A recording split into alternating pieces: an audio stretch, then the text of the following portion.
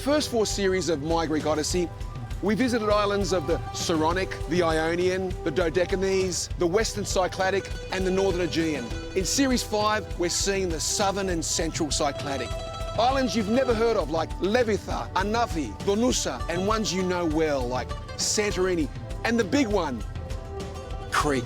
Last time, I started exploring the island of Eos. With so much to see and do, it's only natural that I'm spending another few days here. This episode sees me going from sea to the summit as I visit ancient ruins from as far back as the Bronze Age, as well as visiting a traditional family-owned cheesery that's been in operation for several generations. From Eos, I'm then headed to Sίκινος, an island that not many tourists know about.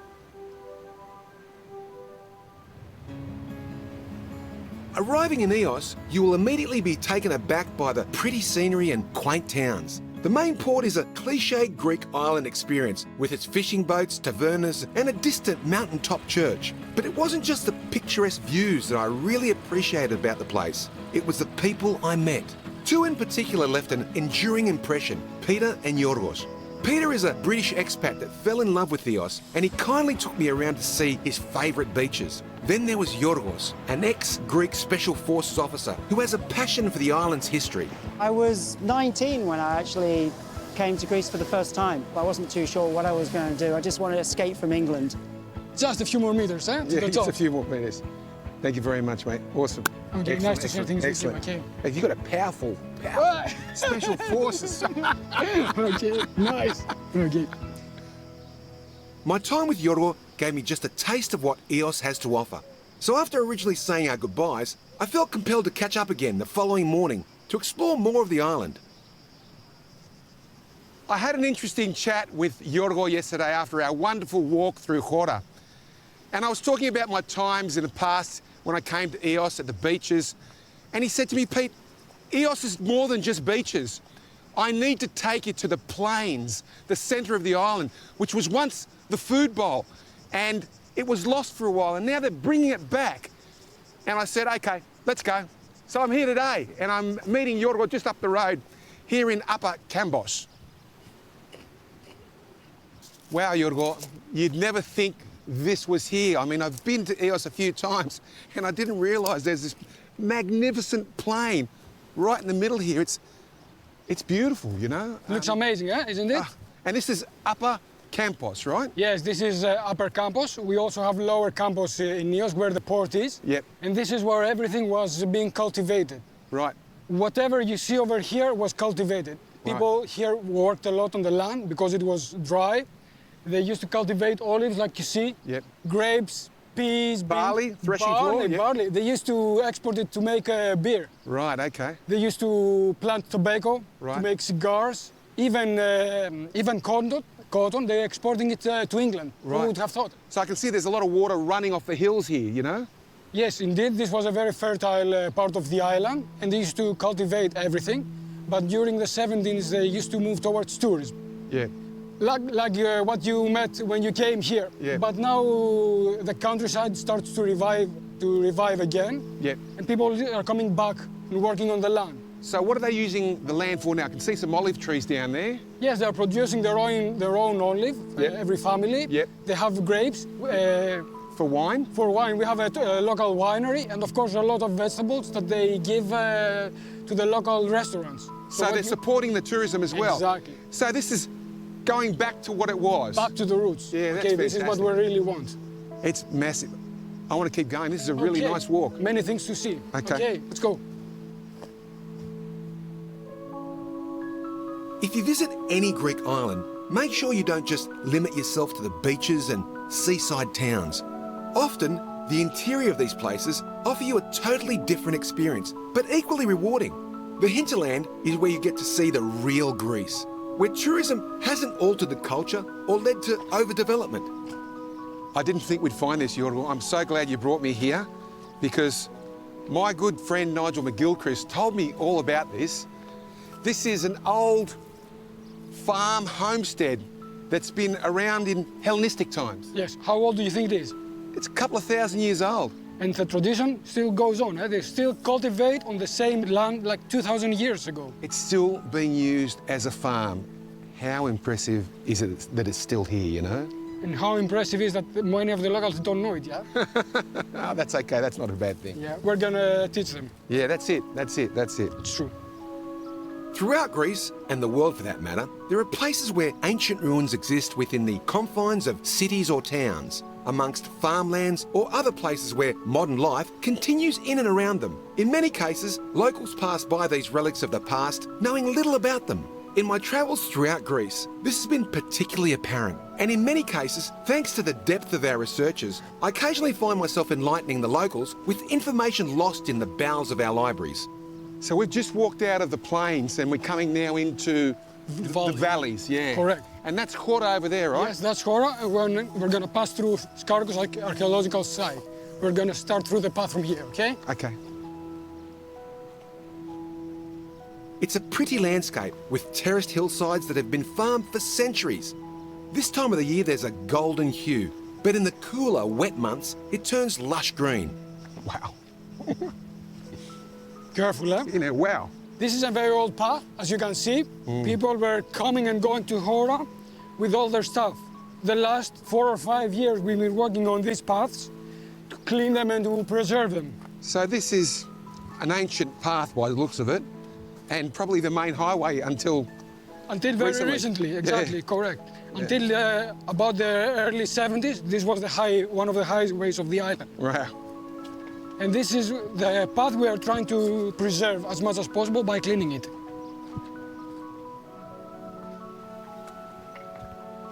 This ancient path has been trafficked by foot and hoof for thousands of years. It was once much higher, but thanks to several millennia of weathering and countless footsteps, it has eroded away, much like the way a river carves deep into a valley. Περνάμε, eh? Καλημέρα, τι γίνεσαι? Καλημέρα. Για να δω το μαχαίρι. Για να δω το μαχαίρι αυτό. Δεν είμαστε κλαδιά για τα κατσίκια. Ναι, αυτά. Ναι, τα τρώει. Α, μπράβο. Είσαι νέος, λεβέντης είσαι, Τι λεβέντης είμαι, 75 είμαι. Άσε με τώρα, Μας δουλεύουν, ρε, όλοι εδώ πέρα μας δουλεύουν. Γεια σου φίλε, πήγαινε, κάνε Άντε δουλειά την σας. καλημέρα. Τώρα τι, Αυτά κάνουν δουλειά, κάνουν δουλειές. χαράζει τώρα το δρόμο. Ναι, κάνε δουλειά σου, πήγαινε. Ευχαριστούμε πολύ, Γεια σου. Γεια χαρά. Καλημέρα.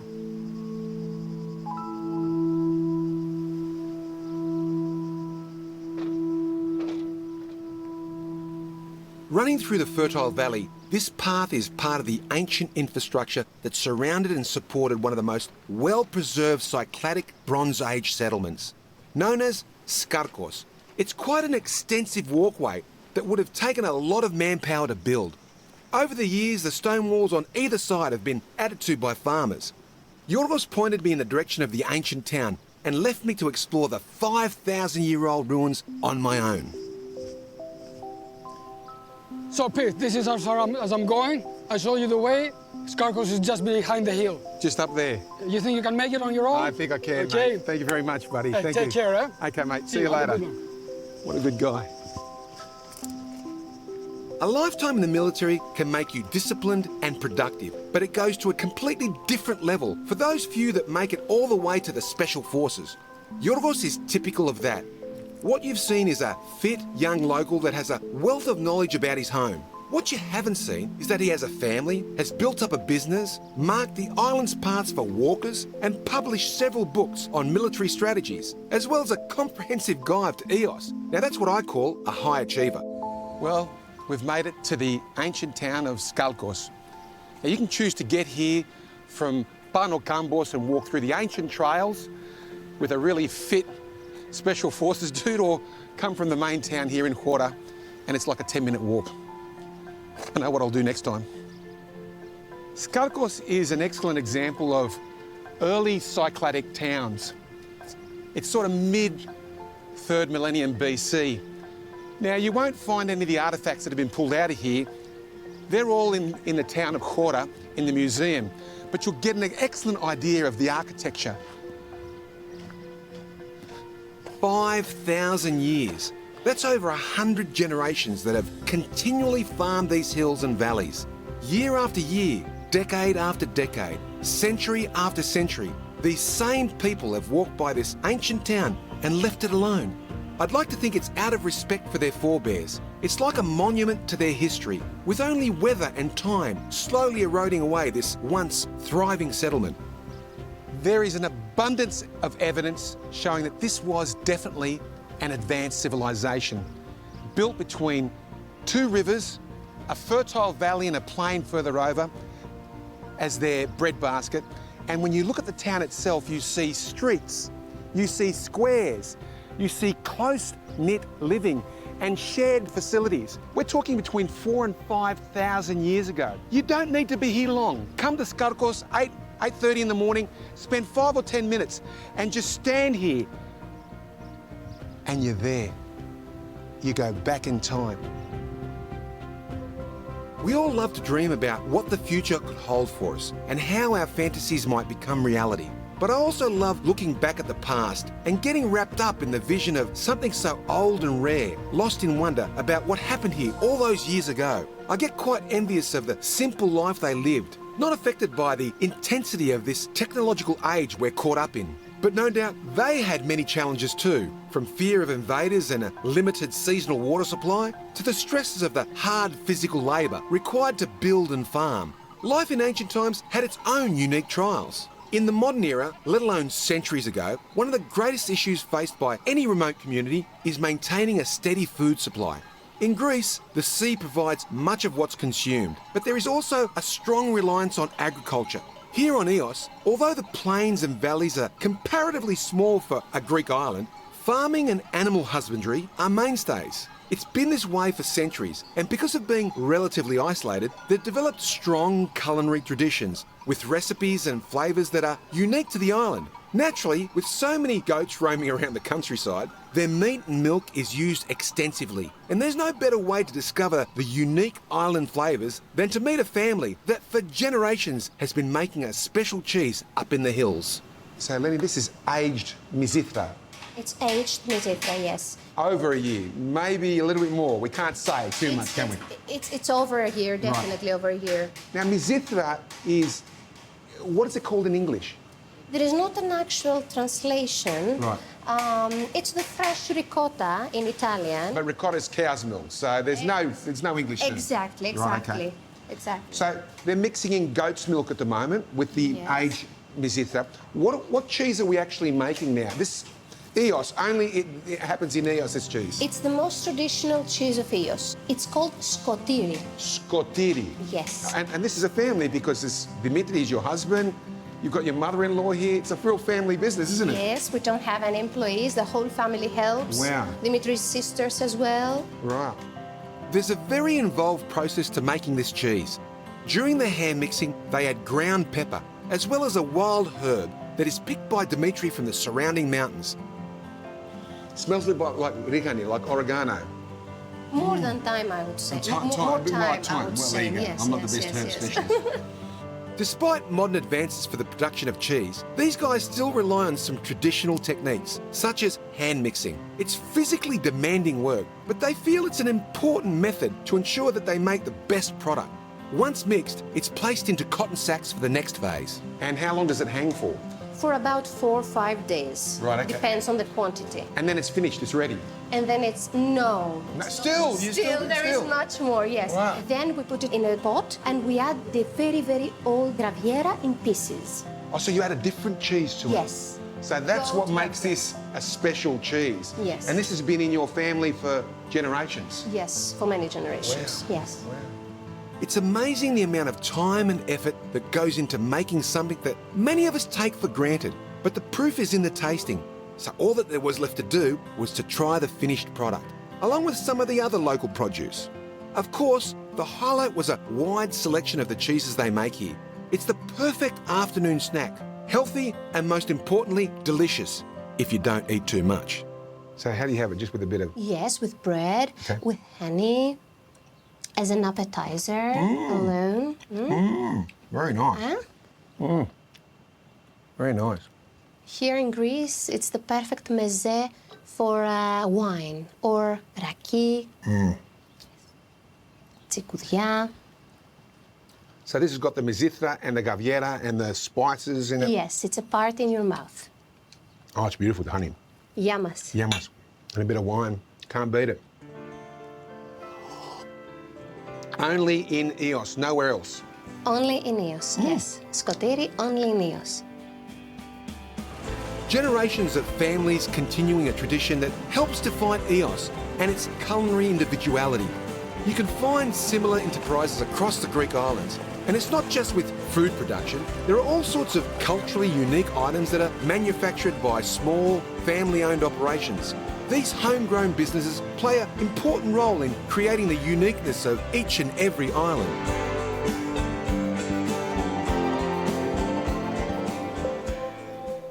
It might be small, but Eos has a huge amount of attractions that you have to explore, many of which you can do free and without a guide.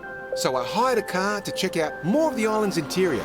It's a stunning part of the world to spend some time in, yet there was almost no one else to be seen.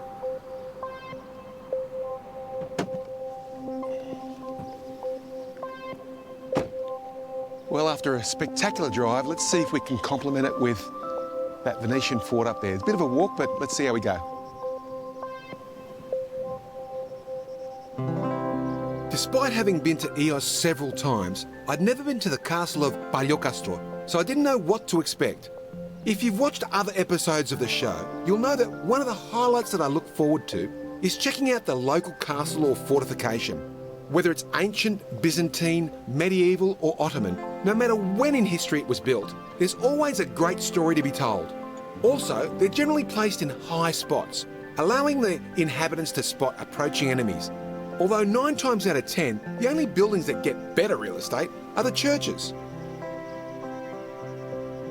Visits to these landmarks almost always involve a reasonable walk or hike, where you can stop along the way to enjoy the views and take photographs. One bit of advice, do some research before going to see any ruins. Not only because very few of these places have information boards where you can read about them, but taking the time to get a thorough understanding of the history, design, and purpose of these landmarks adds another dimension to the experience. After a short 15-minute walk, you arrive to this coastal mountain. And at the precipice is the castle of Pagliocastro, built by the Venetians, the Pisani and Cristo families in the 14 and 1500s. Now, if you're coming up here for the castle, I'm sorry to say, it's not worth it. It's a dilapidated mess, and there are plenty of examples of better castles all around the Cycladic group, but wow, the view is awesome. And you can see why they built this castle here. That's Naxos in the distance, and Crete and Rhodes are that way, so it was protecting that trading route. Now, I just want to sit here and take it in. It's a good walk, great drive. Well worth coming, but the castle.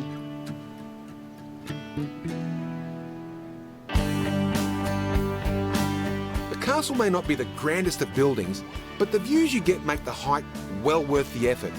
And remember what I said about churches getting the best spots. Have a look at this one. Despite the remote location, it's still well kept, so there's no doubt plenty of people come up here to light a candle. Back behind the wheel, and I was off to see more of the island. The road winds its way through the mountains, carving a picturesque journey along the coast. Around every corner is a different view, providing you with endless perspectives across the Cycladic. It's a contrast to the bar-laden beach haven that many would visualise when thinking of Eos. Yes, there's a lively party scene here, but the majority of the island is off the beaten track and a total opposite. However, you have to make the effort to drag yourself off the deck chair or out of the taverna and grab a car to do some exploring on your own. For me, there was one particular location that warranted a reasonable drive to get to. It's a place that lovers of Homer's writings have to visit, if only to reminisce and ponder. There are a lot of unanswered questions about Homer. He's such an interesting person. First one is right up here. Apparently the Dutch envoy Creenan, in 1771, on discovering the tomb, he opened it up and saw the unmolested body of Homer, and it decomposed in front of him immediately. Now, I don't know if I can believe that. But we'll log it. You can make your own decision. Legend has it that Homer ran into a couple of boys that were coming back from a fishing expedition. And they said to him, what we caught, we didn't bring back with us. And what we didn't catch, we still have. And Homer couldn't solve the riddle. He got depressed and apparently died here. They were talking about lice.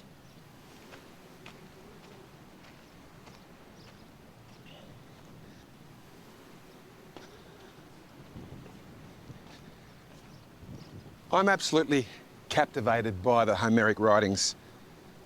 What Homer did with the Odyssey and the Iliad influenced classical and ancient writing for centuries. But did he actually exist? Many scholars say that he was more than one person. Where did he live? Where was he born? What year was he born? Some say between 1200 and 800. Was he actually buried here? And if he was, how sad is it that it's been left like this? Because the guy's a legend. I suggest if you don't know about Homer, press pause and Google him right now and then come back. He was a great man and he deserves a lot more than this. And if those questions, if he wasn't buried here, I don't care. I like the romantic story that he's here. I like the fact that he's remembered.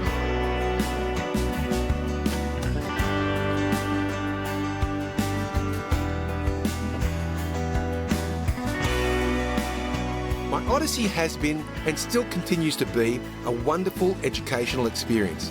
And none of it would have been a dream, let alone a reality, if it wasn't for Homer.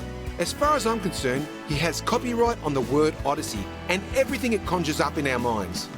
Little is known of his life or what he looked like, but his stories have lived on through the ages and have stamped him as a legend of not just his time, but throughout eternity. And regardless of whether or not this is where his remains were laid to rest, it's now a pilgrimage for die-hard fans of his work. I couldn't think of a more fitting place to end my time on Eos. I walked away reminiscing about everything I'd seen and done across the years of my own Odyssey, knowing that ahead I still had many more adventures to play out.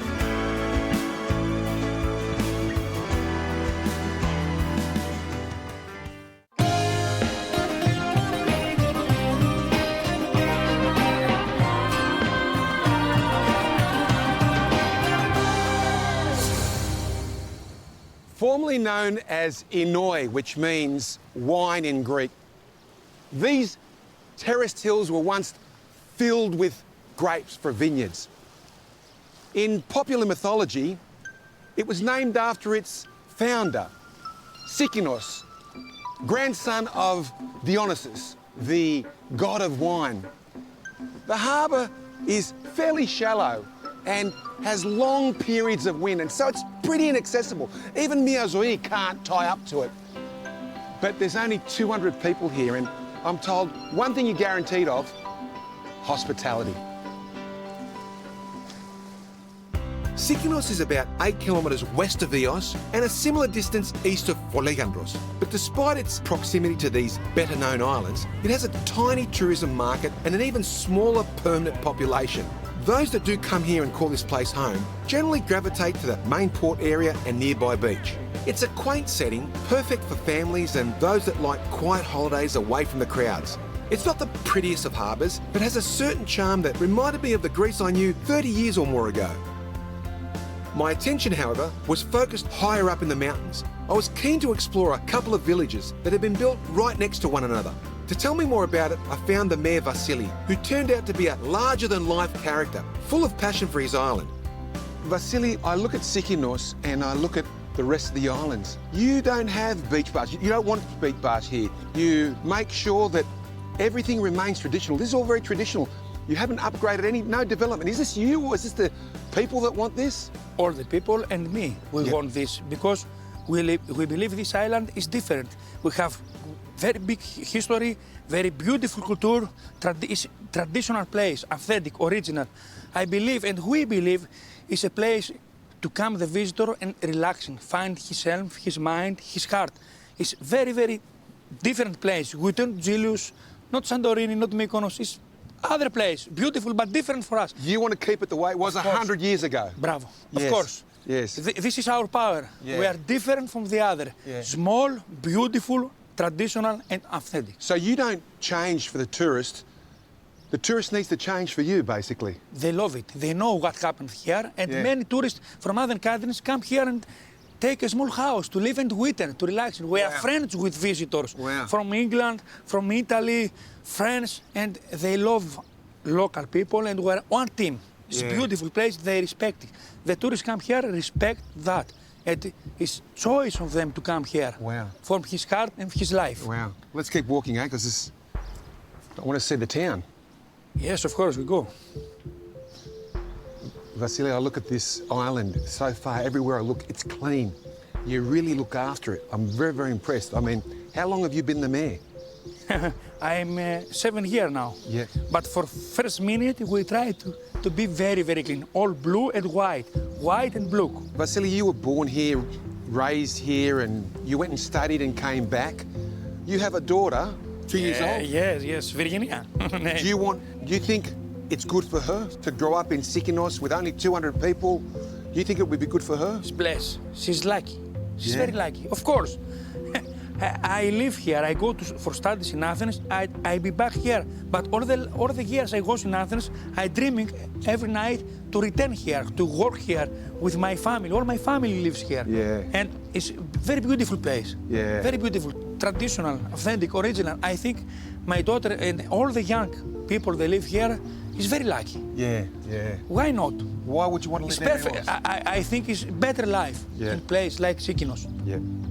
Vasily is a pocket dynamo. His positive energy and infectious character are just what this island deserves. With his enthusiasm and fervour at the helm, no doubt Sίκινος will prosper. Hopefully not too much though, as he's keen to keep it peaceful. You seem to know everybody here. You're saying kalimera to everybody. What's going on here? He's all my friend. I Yeah. know everybody here. I live here. Yeah. Kalimera, everybody. It's a small island. it's a small island, yeah. We are a big family. Yeah, yeah. Kalimera, Dimitra. Kalimera. Γεια σας, παιδιά. Καλημέρα. Can we go to the bakery? Yes. I want to try something that is Σίκινος, only Σίκινος, mate. Melitini. Melitini? Yes. Done. It's beautiful sweet. Yep. Here is the bakery. Okay. We better let our cameraman through. Come on, mate. Oh, καλημέρα. Καλημέρα, Πόπι. Τι κάνετε? Kalimera, Όλα καλά? So what is Σίκινος? What are we going to have with Σίκινος? Σίκινος, many things, but here we have melitini, Let's try one. of course. Now, what is in the melitini? Beautiful sweet, but with local cheese, mizithra. Right. Mizithra, sugar, and mastica. They fix it. It's very, very beautiful, very tasty. Okay, I'm going to try it now. Πάρω κι εγώ ένα,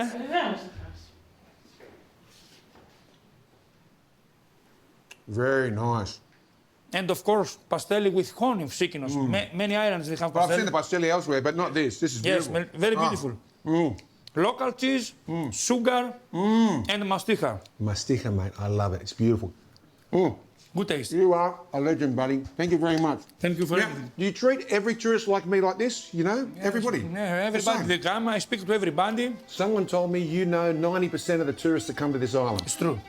It's true because the time they come the boat, I go. Everybody they say welcome to Sίκινος. I try to help everybody.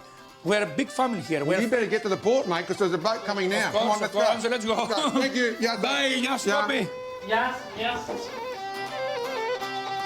Sit at the coffee shop opposite the main church for long enough, and you might be blessed to hear the unique talents of the island's priest. He's a musician and singer, and as it seems, has just as much love for Sίκινος as Vasily does.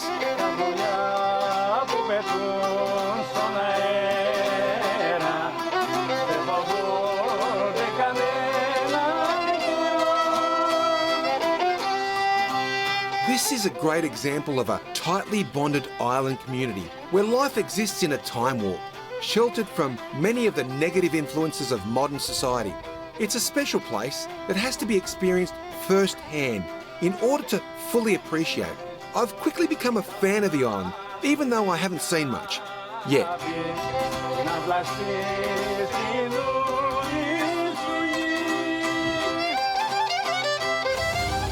Despite being a relatively unknown tourism destination, people from the four corners of the world find their way here, albeit just a handful of them.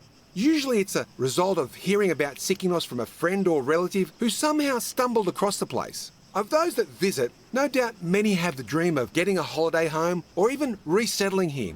I was lucky enough to meet a Swiss couple that had done exactly that. In fact, they bought their home without even seeing the place. So 33 years you've had this house and 33 years you've been coming. You bought the house in the same year that you first came here. That's amazing. Yes, and I came here with my two small children. Tassos was not even 2 years old, the other one 3.5, and my Filipino housekeeper, and we came on the Yorgos Express. I never forget that. They didn't have a harbor. It was wavy, and we had to transfer to a small fishing boat. And I was terrified. I was supposed to throw my children, and I didn't trust them, so I watched them first catching the yayas. The grandmothers. And then I threw my bags, Yeah. and they caught that, and then I physically had to throw my children. Wow. And then I jumped myself, yeah. You jumped And we yourself. all survived. And you hadn't seen your house yet? I didn't even know where it was. Wow. I went to the village, to the other side, into the shop, and tried to explain I have a house, and suddenly a neighbor from here, he made me understand, wait, and I understood that. I didn't speak Greek at the time. And he came with 2 donkeys and brought me to the house. So you bought the house, sight unseen, and you didn't even know where your house was? No. Wow. That's not very adventurous. Swiss. No.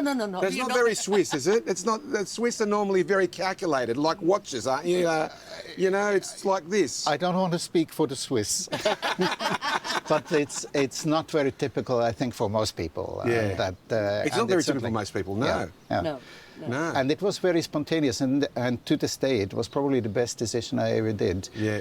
And I've made a lot of money as a commodity trader. Yeah. And like Misha said, that year we had a bonus. None of that money stayed eventually. Yeah. But the best decision and the best investment I ever made was Yeah. in this little house. Wow. Because it has become an anchor for the family and a home also for our sons. Talking to this lovely couple, I began to understand how people like this feel, as though they've discovered their own piece of faraway paradise. I sat and spoke to them both for hours. But the one thing that brought it all together was when they gave me their address so I could write to them. It was as simple as this: Misha, Sίκινος, Greece. Pop those 3 words on an envelope and it'll find its way to them. That says it all. The truth is, the more people I met on the island, the more I came to understand that Sίκινος was like a hidden treasure that very few people know about, and those that do keep it to themselves. The next gentleman you're about to meet spent much of his lifetime travelling through the islands of Greece, and when he left England years ago, he chose Sίκινος to be his home. So I went fishing with him to learn more about what it was that made this island so different and attractive to foreigners like him. I want to just kind of get as much luck as I can for us today. Yep, sure. So I'm going to talk to our angel, Hagia Zoe, right? Saint Zoe. And I asked that I think I've been a good boy today. If you could allow us to maybe just get 1 or 2 fish so that we can feed the crew tonight. Terry and I, we might have something to eat. We would appreciate it, thank you very much. Not more than that, we don't want more than that, do we? Okay. Well, you know what I do? I cross myself 3 times every church I pass to catch fish. Oh, right, okay. When I pass the church. Well, That's what the locals do. You're all, 47 years coming to Sίκινος, mate. You're a Greek now. Yeah. Why? Listen, why Sίκινος? I mean, you're probably one guy that's probably seen more Greek islands than me as a professional photographer for National Geographic and all those guys. Why Sίκινος? When I first came in 1971, it was just so different from any other place I knew in Greece. There was no harbour, there was no road, there was no electricity the first year. And you had to jump in a small boat like this and row ashore. And there was a mule train waiting to take everything up. Wow.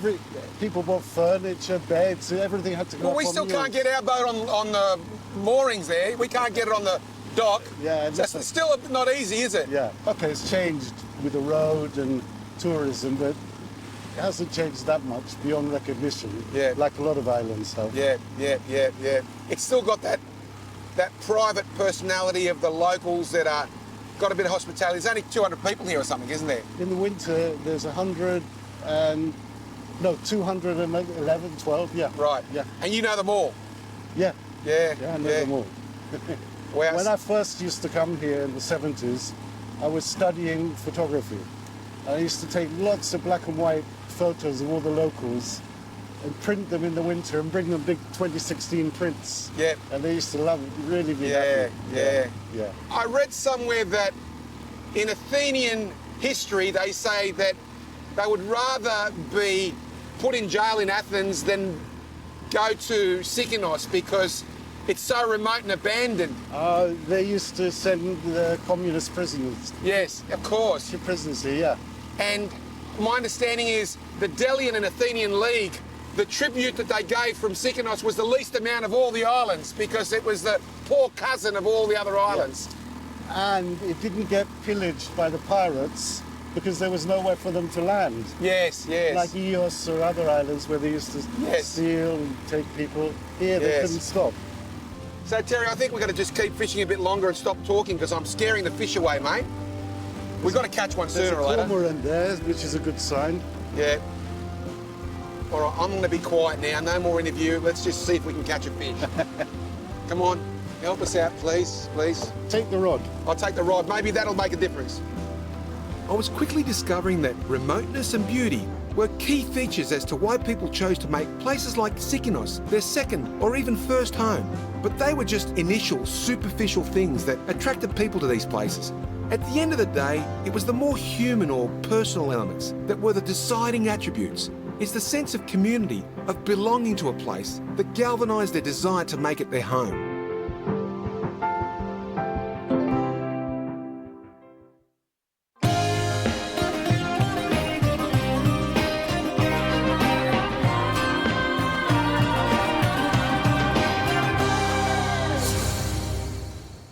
If you come to Greece and you want to walk onto an archaeological site or you want to investigate it or you want to dig it or even film it, I can tell you the Greeks are stricter than anybody else in the world.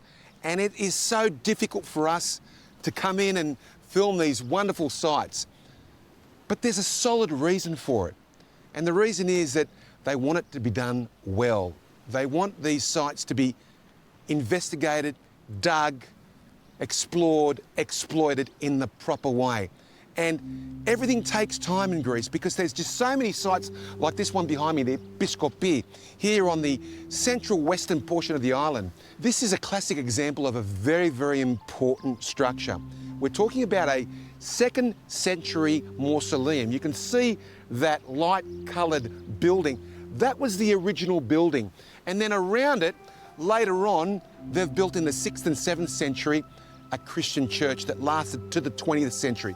There is a dome that's built up there on the 17th century. So we've got a building that has slowly been renovated, changed use, and that's a record in time.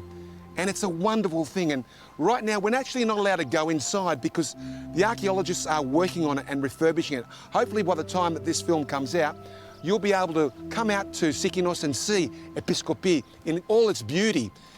The wonderful thing about this is it's very, very rare. In the mausoleum, only in, I think it was 2018, they found a lady, her bones, in her noble dress with jewellery, a mirror, and a whole lot of other paraphernalia, which showed that this mausoleum was for one lady, even though there was another couple of crypts in there, another couple of tombs. They don't know where she came from, why she was in that mausoleum, and that's what's important here. It may take decades to find out, but these guys are working on it. There's 6 or 7 archaeologists in there. There is an architect, there's all the specialists in there. And when you come here and you realise that, you get an understanding of how important it is that we give these Greeks the time to be able to exploit what we have here. Sites like this are incredibly fragile and come with important lessons in history and culture. They're remarkable things to see, even if you can't walk inside. If ancient landmarks aren't your cup of tea, then maybe my next stop is. I've filmed several wineries throughout this odyssey, but none like the one we're about to see. The seaside amphitheatre location makes this the most picturesque vineyard I've ever been to. The winery also doubles as a restaurant and has become a well-known destination at sunset. It's owned by Yorgo, who walked away from his life as a builder to pursue his dream of being a winemaker. His story resonates closely with mine. As I enter the next phase of my life, I want to pursue other projects and challenges. And who knows, maybe I'll end up growing grapes on my home island of Kythera. Αλλά γιατί σταμάτησες τις οικοδομές, τι έγινε, τι έγινε το μυαλό να 50 χρόνων και... Ήθελα να κάνω ένα δώρο σε μένα, Ναι. και στη γυναίκα μου και στα παιδιά μου, να κάνω κάτι που να έχει μέλλον.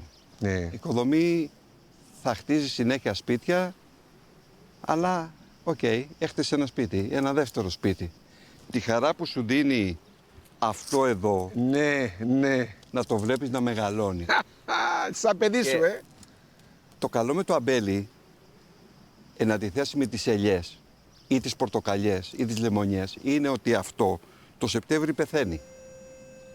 Πρέπει να το ξανακλαδέψεις για να ξαναβγάλει πάλι καινούριο καρπό. Δηλαδή πεθαίνει κάθε χρόνο και κάθε Μάρτιο ή Απρίλιο ξαναανοίγει ένα μικρό μπουμπουκάκι, γίνεται μία μεγάλη βέργα με φύλλα και έχει απάνω στα φύλλα και βλέπεις. Ναι. Αυτό.